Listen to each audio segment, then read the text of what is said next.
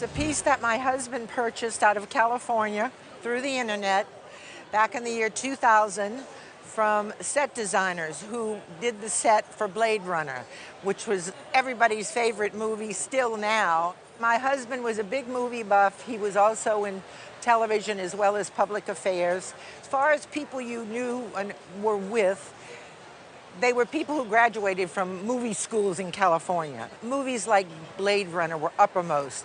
When he saw or heard that this picture was for sale, he went on the internet. My husband made an offer. They accepted it. Do you know what you paid for it back in 2000? Yes, it was about $2,650 with shipping. We've had it hanging in our home, and we think it's a fine painting regardless of Blade Runner.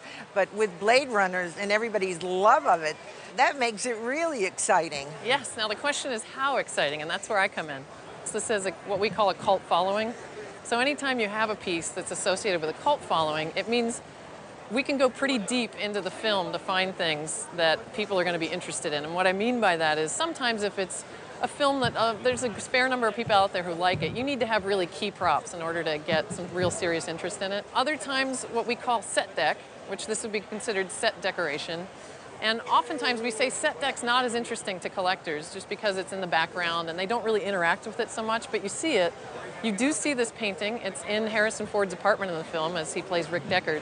And you can see it pretty clearly in the scene where he's kissing Sean Young. So that's great.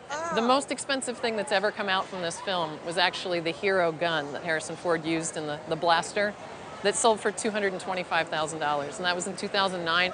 We had one of the painting specialists take a look at it, and she believes it may actually be a mixed media piece. She thought it's possibly an enhanced print done with some paint and pigment. We're not exactly sure, but what they told us was, as a painting, it's probably not too old. It's probably from the 1950s or 60s.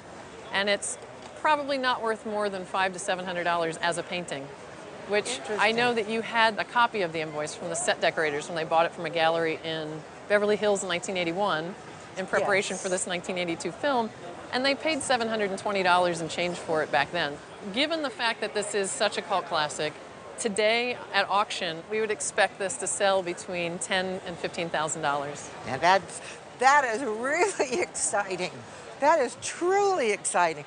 You know, when you hear people say they had no idea, and I really didn't. So this is a marker. This is wonderful. Wonderful. I'm thrilled. You've got a lot of jealous nerds out there who would love to see this in their home. Well, could be theirs at some point.